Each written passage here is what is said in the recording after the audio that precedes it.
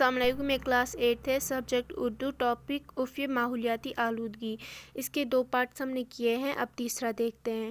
سوال نمبر 5 لکھیے، دریائے جہلم کا پانی روز بروز گندا ہوتا جا رہا ہے، ہم کس طرح جہلم اور اس کے پانی کو گندا ہونے سے بچا سکتے ہیں؟ جواب: دریائے جہلم کا پانی روز بروز گندا ہوتا جا رہا ہے اور اس کے ذمہ دار ہم خود ہیں، کیونکہ ہر کوئی اس میں کوڑا کرکٹ پھینکتا ہے۔ ہمیں اس میں کوڑا کرکٹ نہیں پھینکنا چاہیے۔ جہلم کے کنارے پر ہمیں کوڑے کے ڈھیر جمع نہیں کرنے چاہیے۔ گھر سے نکلا ہوا گندا پانی اس میں نہیں ڈالنا چاہیے۔ جو لوگ امرا قتل پر مچھلیاں بیچتے ہیں وہ بھی ساری گندگی اسی دریا میں ڈالتے ہیں، ان پر روک لگانی چاہیے۔ جو لوگ جہلم کے کنارے پر بستے ہیں ان کو جہلم کا پورا خیال رکھنا چاہیے۔ سوال نمبر 6 مندرجہ ذیل عنوانات پر 5 جملے لکھیے۔ اگر پانی نہ ہو تو کیا ہوگا؟ جواب: پانی انسان اور باقی جانداروں کے لیے ضروری ہے۔ اگر پانی نہ ہو تو ہم کھانا نہیں پکا سکتے، ہم اپنے جسم کو صاف نہیں رکھ سکتے، پانی کے بغیر کپڑے نہیں دھوئے جا سکتے، اناج، سبزی اور پھل نہیں اگائے جا سکتے۔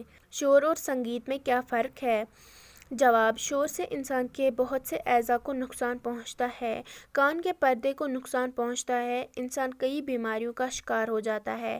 سنگیت سے انسان کے دل کو سکون پہنچتا ہے، اس سے انسان کا دماغ تازہ ہوتا ہے۔ ہم کیسے محسوس کرتے ہیں کہ ہوا تازہ ہے یا گندی؟ جواب: اگر سانس لیتے وقت دم نہ گھٹ جائے تو ہوا گندی نہیں تازی ہے۔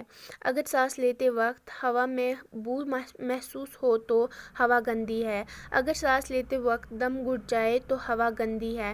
اگر سکون ملے تو ہوا تازی ہے۔ اگر ہوا میں دھول نظر آئے تو ہوا گندی ہے۔ جب شور ہوتا ہے تو آپ کو کیا محسوس ہوتا ہے؟ جواب: جب شور ہوتا ہے تو ایسا لگتا ہے کہ جیسے ہمارا دماغ پھٹ جائے گا۔ شور سے سر میں درد محسوس ہونے لگتا ہے، دل بھی تیزی سے دھڑکنے لگتا ہے، عجیب سی گھٹن محسوس ہوتی ہے۔ شور سے دماغ پوری طرح کام نہیں کرتا۔